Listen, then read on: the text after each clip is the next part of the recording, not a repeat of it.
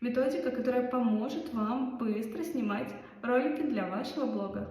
Я не каждый день снимаю контент, но каждый день я выкладываю достаточно много контента, чтобы постоянно мои аккаунты во всех соцсетях росли и приносили мне доход.